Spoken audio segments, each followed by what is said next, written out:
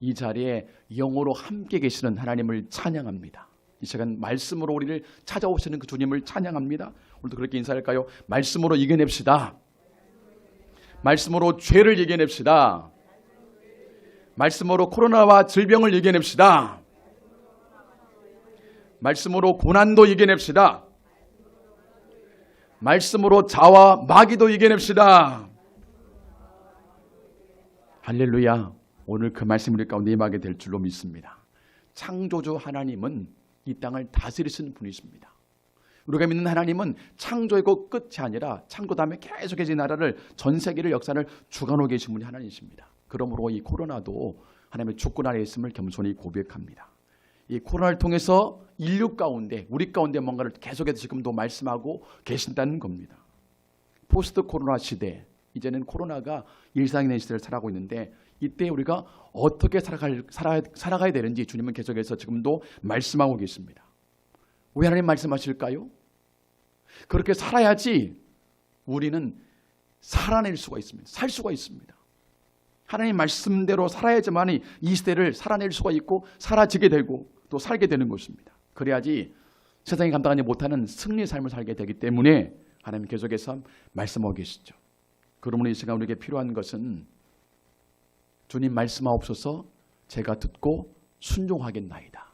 순종할 때 그 말씀 우리 안에 생명과 능력이 될 줄로 믿습니다. 주님은 계속 말씀하시죠. 포스트 코로나 시대에 이렇게 기독교인을 살아야 된다. 첫 번째가 뭘 준비하라? 그날을 준비하라. 그날을 준비하라고 말했어요. 그날을 준비하라. 십자가의 그 복음을 가지고 개인적인 그날, 언제 올지 모르는 죽음의 그날을 준비하라는 것입니다. 그날에 왔을 때 지옥에 떨어지지 말고 아버지 품에 안기도록 예수님의 보혈과 그 부활의 능력을 믿고 붙들고 살라는 것입니다. 더불어서 깨어서 기도함으로 주님 오실 마지막 때의 그날을 준비하라 그러죠. 깨어서 기도하자면 주님 오실 그날 우리가 함께 들림받고 주님의 거룩한 신부로 주님을 만나게 될 줄로 믿습니다. 그날을 준비하라. 두 번째, 뭐에 목숨을 걸라 그랬죠? 뭐에 목숨을 걸라? 예배에 목숨을 걸라. 예배에 목숨을 걸라. 우리가 한 가지 배운 게 있습니다. 코로나를 통해서 배운 게. 아, 그렇구나. 이 국가적인 큰 이해를 만나게 되면은 하나님께 드리는 예배도 멈춰질 때가 있구나. 우리가 지금 경험하고 있습니다. 동시에 예배당에서만 드리는 예배가 아니라 이제 온라인으로 드리는 예배의 시대도 되었음을 우리가 지금 경험하고 있습니다. 그러나 코로나는 그런 예배의 장소나 방법의 문제가 아니라 사실 예배의 본질을 터치하고 있어요. 예배의 본질이 무엇인가를 우리에게 도전하고 있다는 것입니다. 포스트 코로나 시대는 그러므로 영과 진리로 하나님을 예배하는 그 진짜 예배와 가짜의 예배를 구분하셔야 될 것입니다. 여러분, 방법이 주는 편안함에 따라가지 마시기를 축복합니다. 방법이 주는 편안함이 아니라 진리가 주는 평안함을 구해야 됩니다. 방법이 주는 평안을 여러분 진리가 주는 평안으로 착각하지 마시기를 축복합니다. 편안함에 기들어지게 되면은 여러분 우리가 잘 알잖아요. 개구리 한 마리 잡아서 놓고 비커에 넣고 조금씩 열을 가합니다. 그러면 이 개구리가 따뜻하니 좋네 하다가 나중에 거기 삶아 죽어지는 거예요. 여러분 세상에 주는 방법이 주는 편안함에 기들어지지 마시고 진리가 주는 평안을 구하게 되기를 간절히 축복합니다. 진짜 예배는 그러므로 거기에는 우리의 생명의 문제, 생명을 드릴 때에 우리에게 하늘로부터 평안이 부어지게 됩니다. 마지막 때가 되면은 하나님을 대적하는 권력, 적그리스도 세력에 의해서 크리스천들이 하나님을 향해서 예배하는 그 예배를 멈추라라고 명령하게 되고 대신에 우상을 숭배하라라는 강요를 받게 되는 때가 온다고 성경은 말씀하고 있습니다. 때로는 예배를 드리기 위해서 이제는 나의 목숨을 걸어놓고 예배할 때가 온다는 것이에요.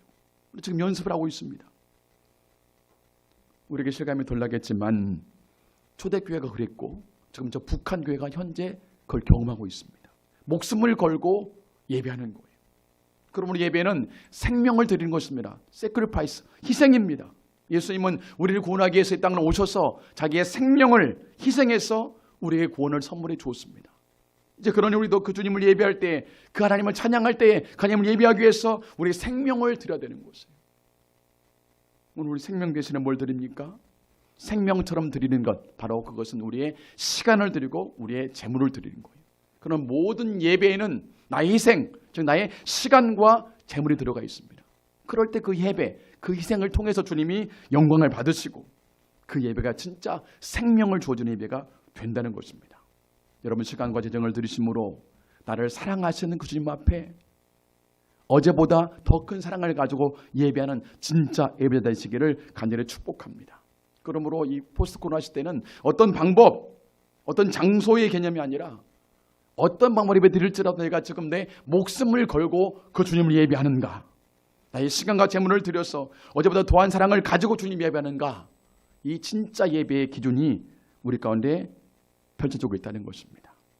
여러분 세상을 따라가지 마시기를 축복합니다. 말씀을 따라가십시오. 그래야지 생명이 있습니다. 어린 양이 가는 곳 어디든지 그분을 따라갈 때에 우리는 생명을 얻게 되고 아버지 품에 안기게 될 줄로 믿습니다. 이제 오늘 세 번째 시간, 이 포스트 코로나 시대에 우리에게 어떻게 살라고 말씀하십니까? 오늘 제목 한번 같이 한번 잊어볼까요? 흩어진 교회로 살라. 흩어진 교회로 살라. 그렇습니다. 코로나는 예배 본질만이 아니라 교회의 본질을 터치하고 있어요. 교회의 본질. 교회란 무엇인가? 그럼 교회는 건물이 아니라 뭡니까? 믿는 사람들의 모임이 바로 교회죠. 교회는 건물이 아니라 우리의 모임이 교회입니다. 그동안 교회는 특별히 특정한 장소에 모여서 함께 예배하고 교제하고 훈련하는 공동체로 인식되었습니다. 그러나 진짜 교회, 이 에클레시아, 부름받는 사람들의 그 모임은 흩어지기 위해서 모이는 공동체가 바로 교회입니다. 교회는 흩어지기 위한 목적을 가지고 모입니다. 교회의 목적은 한 장소에 모이는 게 목적이 아닙니다. 교회의 목적은 모여서 예배하고 은혜 받고 권능 받아서 세상 속에 흩어지는 것이 바로 교회의 목적인 것입니다. 흩어져서 세상 속에서 빛으로 살고 소금으로 살아가는 것, 그것이 바로 교회의 목적이라는 것이죠. 그래서 그 악한 세상 가운데 진리로 빛나게 하고 어둠이 떠나게 하고 그 나라 가운데 하나님의 나라가 임하게 하는 것, 그것이 바로 교회의 목적이란 얘기입니다. 그동안 교회가 이 목적을 잊고 살았어요. 교회는 모이기에 급급했습니다. 더 많은 사람이 더 큰 장소에 모이는데 힘을 쏟았습니다. 함께 모여서 우리끼리 나누고 마시고 즐기고 있습니다. 교회의 목적은 거기 있지 않습니다. 하나님께서는 코로나를 통해서 그러므로 모이지 못하는 상황을 허락해 줬습니다. 만드셨어요. 교회가 자유롭게 모이지 못하는 상황을 주심을 통해서 교회의 진짜 목적이 무엇인가 다시 한번 생각해 보라라고 우리에게 도전하고 계십니다. 흩어진 교회라는 교회의 목적을 회복하라라고 이 코로나를 통해서 말씀하고 있다는 것이죠. 초대교회 예수님의 부활 이후에 성령이 강림함으로 폭발적인 성장을 경험하게 되죠. 하루에 3,000명이 회개하고 주님께 돌아오게 되었습니다. 예루살렘 교회가 크게 부흥하게 되었죠. 주님께서는 그 부흥된 교회, 예루살렘 교회가 성장해서 거기서 머물기를 원치 않았습니다. 그들이 흩어져서 열방에 나아가서 주의 복음을 전하고 열방에 나아가서 하나님의 목적을 이루기를 원하셨습니다. 이런 잘하고 사도행전 1장 8절 말씀 같이 한번 읽어볼까? 주님이 이렇게 명하셨죠. 시작. 오직 성령이 너희에게 임하시면 너희가 권능을 받고 예루살렘과 온 유대와 사마리아와 땅 끝까지 이르러 내 증인이 되리라. 예루살렘에 머물러 있지 아니하고 더 나아가서 유대와 사마리아와 땅 끝까지 나아가서 이르러서 내 증인이 되라. 나아가서 그 주님의 죽으심과 부활의 증인이 되라. 그것이 교회의 목적이다라고 말씀해 주고 있습니다. 그런데 예루살렘 교회는 이 목적을 제대로 이해하지 못했어요.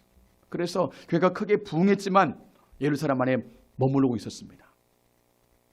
그때 하나님께서 예루살렘 교회 가운데 폭탄 하나 던지셨어요. 폭탄을, 큰 폭탄을. 오늘 8장 1절 말씀. 사울은 그가 죽임당함을 마땅히, 그가 스데반, 그 이후에 같이 한번 읽어봅시다. 그날의 시작.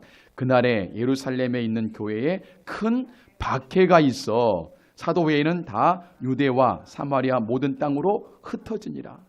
예루살렘 교회가 모여 있으니까 하나님께서 박해를 허락했습니다. 큰 박해, 디오고무스, 메가톤급의 큰 박해, 어마어마한 큰 박해를 교회 가운데 주었습니다. 그래서 스데반의 순교 후에 대대적인 박해가 교회에 주어지게 되죠. 그래서 교회가 거기 머무르지 못하고 이제 유대와 사마리아로 흩어지게 되었습니다. 흩어진 그들이 나아가서 유대에 가서 복음을 전하고 사마리아에 가서 그들이 예수님의 부활을 전합니다. 사실 그들은 유대인들은 사마리아 사람과 상종도 안 했는데 흩어지게 되니까 사마리아 사람들에게 가서 이 복음을 전합니다. 더 나아가서 이방인, 그들에게 이방인은 지옥의 불소속의 불가입니다. 근데 그들에게도 가서 복음을 전합니다. 그들이 목격해요. 아, 그렇구나. 하나님께서 사마리아 사람에게도 이방인에게도 성령을 부으신가 목격한 다음에 열심히 복음을 전합니다. 그래서 이루어진 교회가 이방인 중심의 교회가 바로 안디옥 교회. 이 안디옥 교회가 크게 성장하고 부흥하게 되죠. 근데 그 안디옥 교회는 거기에 머무르지 않고 흩어지기 시작합니다. 하나님의 목적을 가지고 흩어지죠. 거기에 담임자였던 바나바와 사울, 바울을 선교사로 파송합니다. 파송해서 이제 로마 제국 곳곳에 이방인 지역에 복음을 전하기 시작합니다. 그래서 로마 제국 전체가 복음화되었고 그 복음이 그래서 오늘 우리에게까지 전해지게 된 것입니다. 할렐루야. 여러분, 교회는 흩어지기 위해서 모이는 공동체가 바로 교회입니다. 이것이 교회의 본질이에요. 예배당의 교회가 아니라 우리 모두 개인이 바로 교회입니다. 우리 한 사람 한 사람이 교회, 그리스도의 몸입니다. 흩어져서 각 가정에서 예수님을 주인으로 드러내는 삶을 사는 곳이에요. 일터에서, 여러분 직장에서 예수님의 주인된 교회로 살아가는 곳입니다.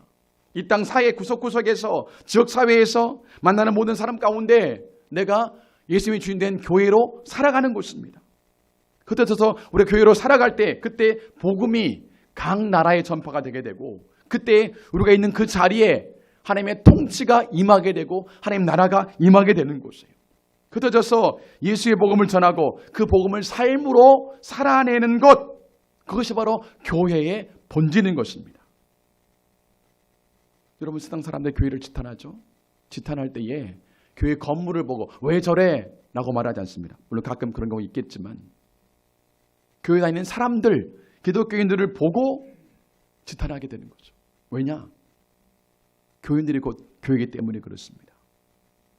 예배당 안에서는 거룩한 것 같은데 예배당 밖에서는 거룩하지 못하고 거짓 같아요. 예수님 믿고도 여전한 방주로 삶을 살아가고 있습니다. 그래서 하나님의 주인됨을 드러내지 못하고 있습니다. 그런 교회를 향해서 야고보서는 우리에게 일침을 가하고 있죠.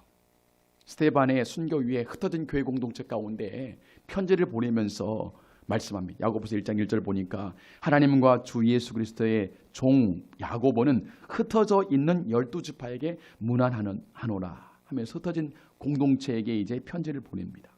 야고보가 뭐라고 그들에게 권면하죠? 여러분, 야고보서의 주제, 말씀 많이 들었죠? 야고보서의 주제? 뭐가 주제이죠? 행함이 없는 믿음은 죽은 믿음이다. 행함이 없는 믿음은 죽은 믿음이다. 행함으로 너의 믿음을 보이라. 그게 야고보서의 주제잖아요. 한번 말씀 볼까요? 야고보서 2장 14절부터 19절까지 말씀. 우리 한번 이것을 오늘 나에게 주신 말씀으로 좀 귀담아 듣는 마음을 가지고 함께 같이 천천히 읽어보겠습니다. 내 형제들아, 만일 사람이 믿음이 있노라 하고 행함이 없으면 무슨 유익이 있으리요? 그 믿음이 능히 자기를 구원하겠느냐?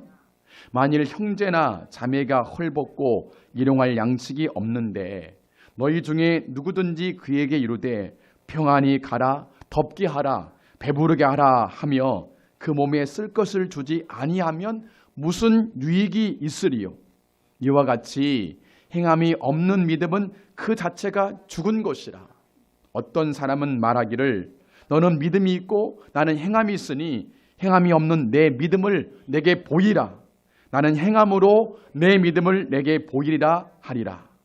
내가 하나님은 한 분이신 줄 믿느냐? 잘하는도다. 귀신들도 믿고 떠드느니라. 하나님을 믿는다고 떠들지 말라. 귀신들도 하나님의 존재는 믿는다. 너희가 가진 그 믿음을 흩어진 그 자리에서 행함으로 보여봐라. 너희 믿음을 행함으로 증명해 보여봐라. 하나님의 존재를 믿는 것이 믿음이 아니라 하나님의 말씀을 순종하는 것, 하나님의 말씀을 행하는 것, 그것이 진짜 믿음이다. 그것이 진짜 교회의 모습이다. 그렇게 도전하고 있습니다. 여러분, 포스트 코로나 시대, 이 시대는 모이는 교회가 전부인 교회는 지나갔습니다. 모이는 교회가 전부로 살던 그런 시대는 이미 지나고 말았습니다. 이제는 교회의 본질을 드러낼 때가 되었어요.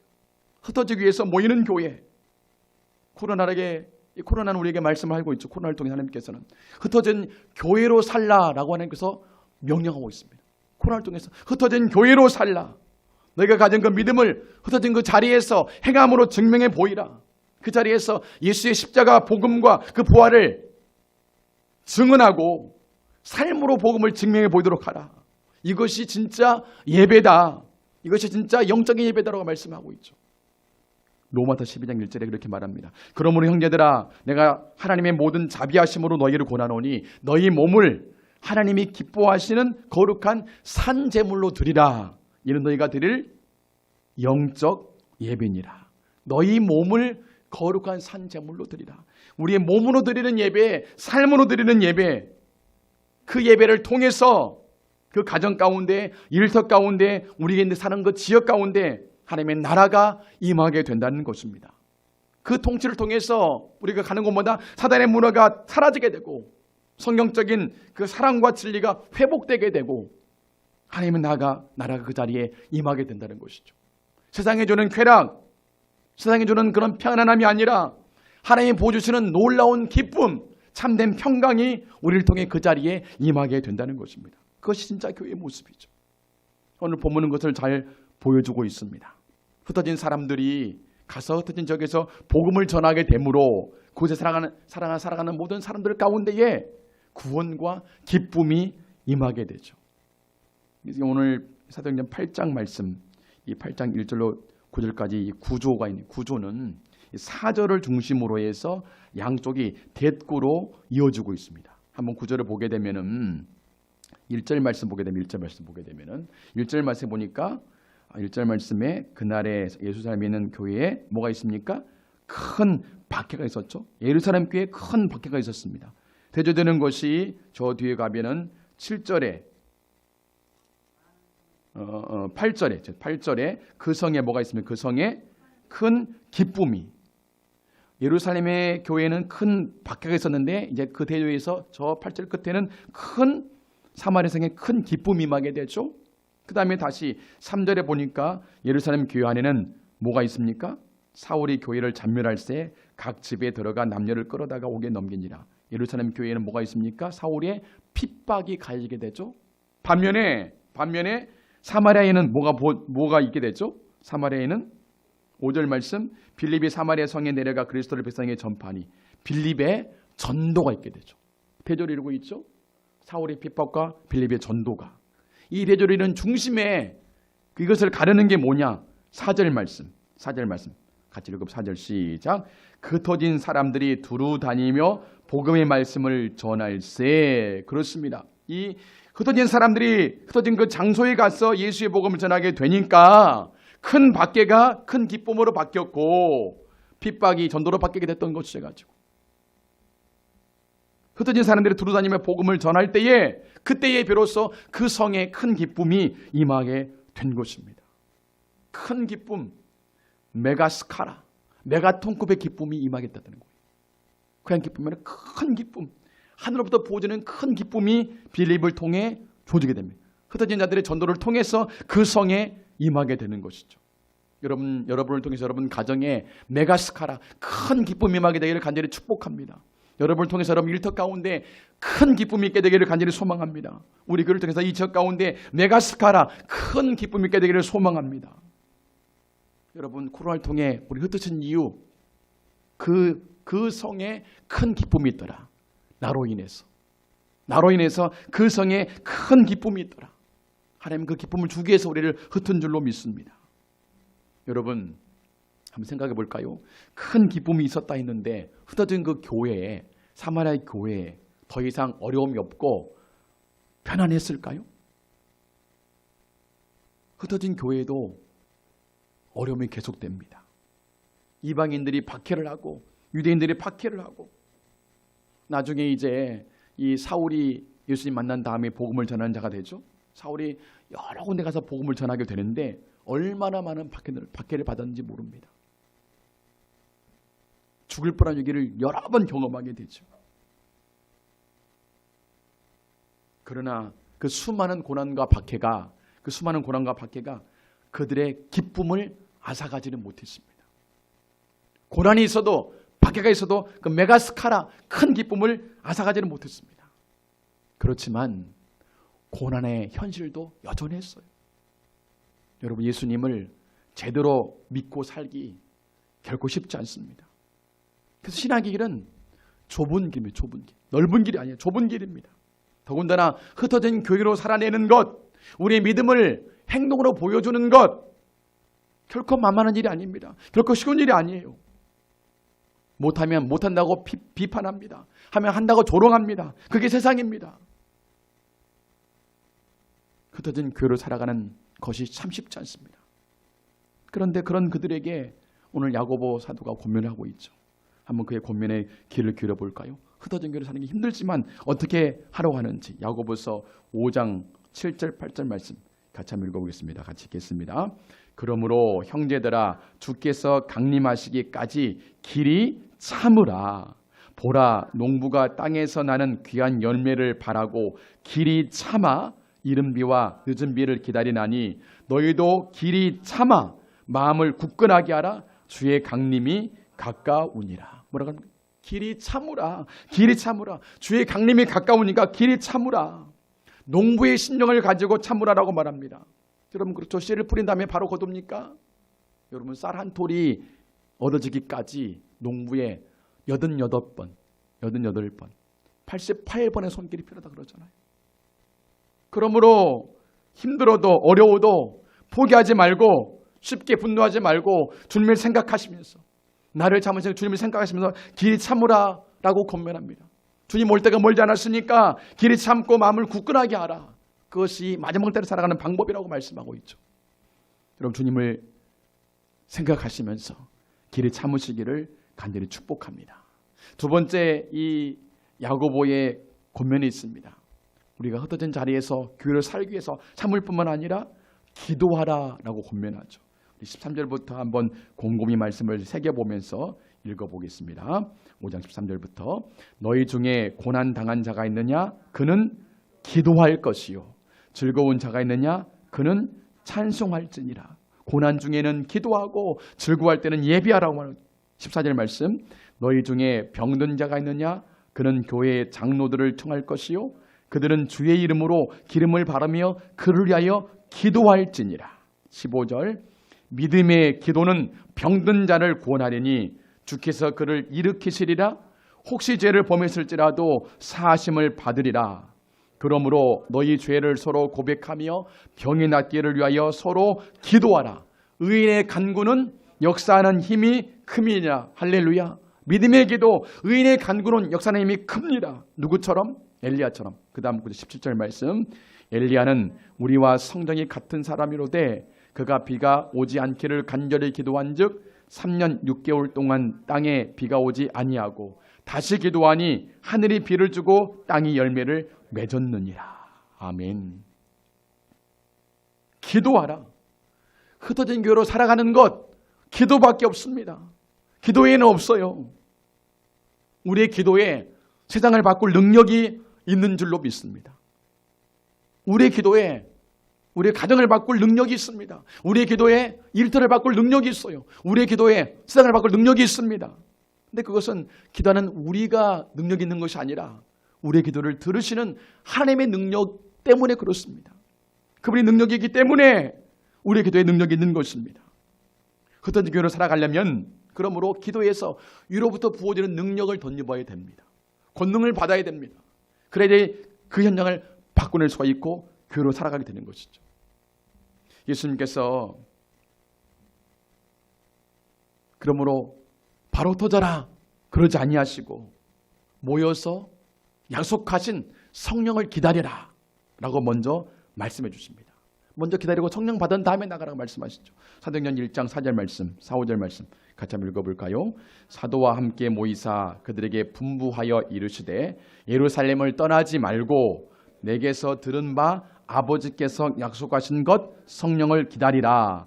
요한은 물로 세례를 베풀었으나 너희는 몇 날이 못되어 성령으로 세례를 받으리라 하셨느니라. 그냥 흩어질 것이 아니라 함께 모여서 간절히 기도함으로 성령을 받아서 성령의 능력을 덧입어라.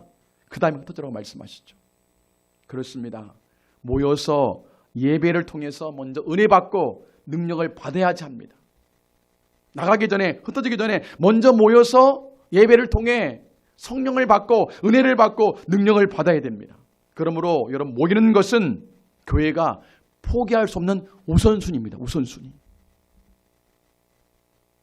모이는 것은 교회가 포기할 수 없는 우선순위입니다. 함께 먼저 모여서 예배하고 기도해서 은혜 받고 능력 받아야지 흩어진 자리에서 승리할 수가 있는 것입니다. 그러므로 여러분, 모이는 것은 교회의 우선순위요, 흩어지는 것은 교회의 목적이 되는 것입니다. 모여서 기도하는 것, 그것은 흩어진 교회로 승리하는 데 절대 필요한 조건이 되는 것이죠. 오늘 야고보를 기록한 분은, 신약에 여러 분이 있지만 야고보라는 이름을 가진 이들이 예수님의 제자 야고보가 아니라 그는 예수님의 동생, 육신의 동생이었던 야고보였습니다.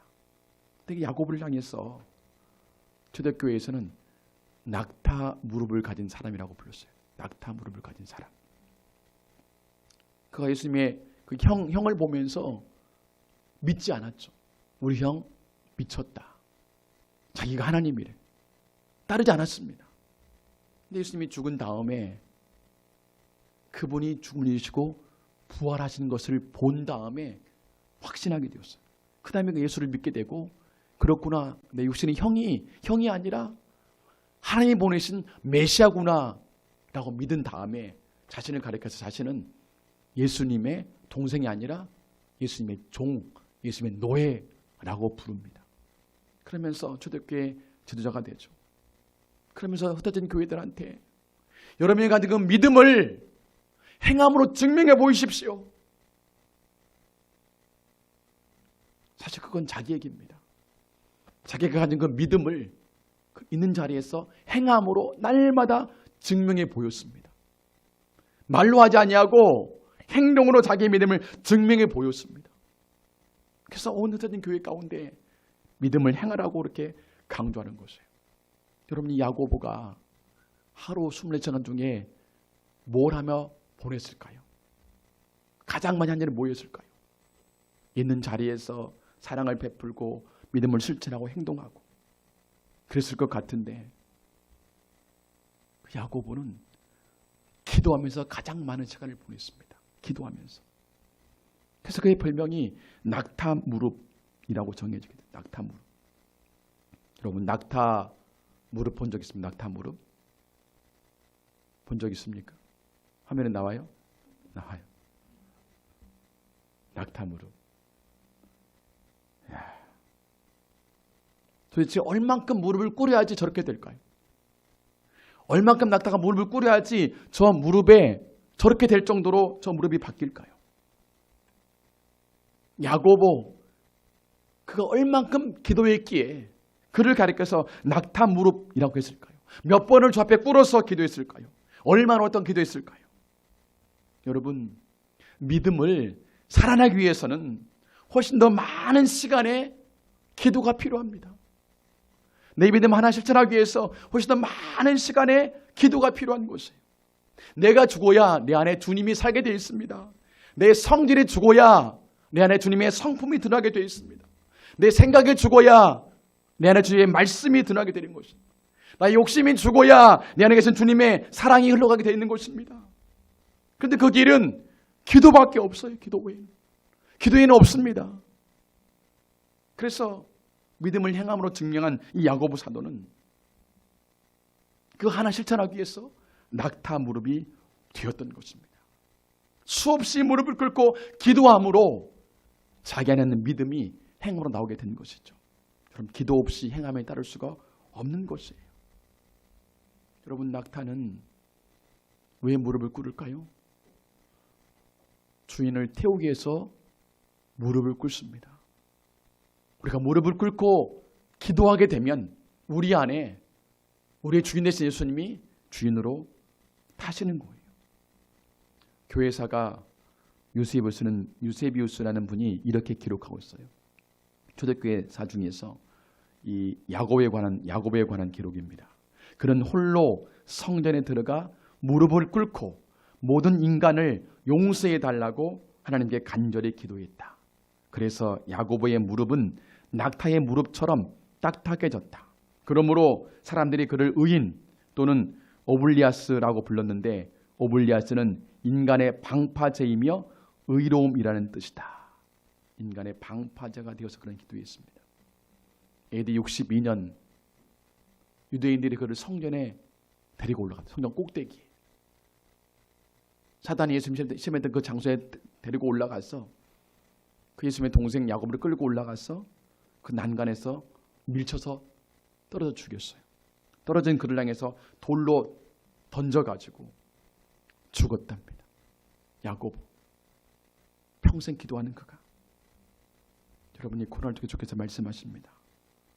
목숨을 걸고 모여서 예배하고 기도하라. 그리고 흩어져서 각자의 자리에서 거룩한 교회로 살아가라. 너의 믿음을 행함으로 보여내라. 증명해라. 예수님께서 십자가 지시기 전에 70명의 제자들을 파송하게 되죠. 실습을 시킵니다. 그래서 하신 말씀이 갈지어다 내가 너희를 보냄이 어린 양을 이리 가운데 보냄과 같도다. 예수님이 아셨던 거예요. 우리의 존재가 어린 양과 같은 연약한 존재. 오늘 찬양했잖아요. 주여 우린 연약합니다. 날마다 넘어지고 쓰러지고 또 실수하고. 주님 너무 잘 알았어요. 근데 세상은 어떤 세상은? 이리와 같은 세상. 우리를 먹기 위해서 지금도 으르렁거리는 저 세상. 내가 너희를 보냄이 가긴 가야 되는데 그 가는 장소가 이리와 같구나. 너희는 어린 양과 같구나. 주님께서 마지막 승천하기 전에 이렇게 말씀을 약속해 주잖아요. 그들을 전 세계 열방 파송하면서 마태복음 28장 19절 20 말씀 같이 한번 읽어보겠습니다.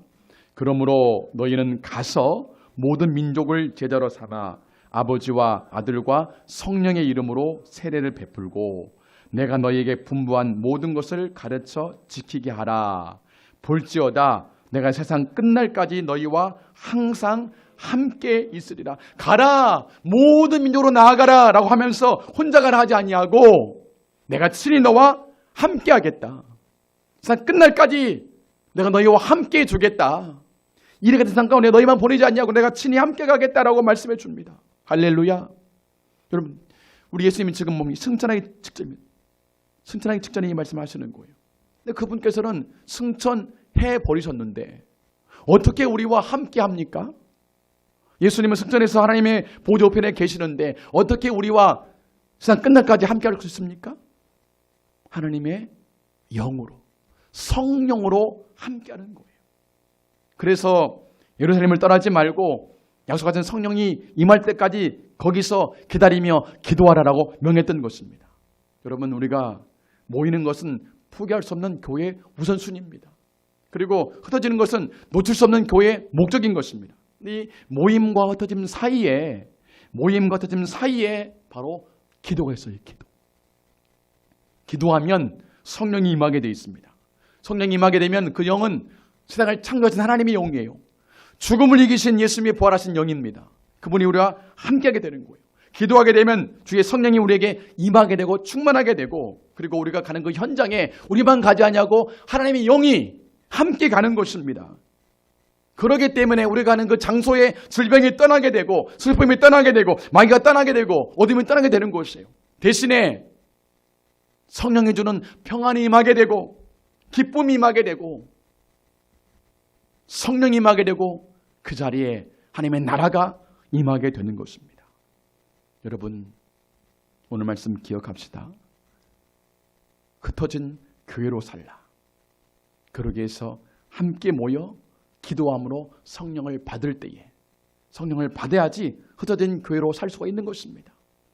오늘 우리가 함께 기도함으로 성령 충만함 받고 흩어진 여러분의 가정이 천국 되기를 축복합니다. 흩어진 여러분의 사업장과 일터와 이 세상이 천국 되기를 간절히 소망합니다.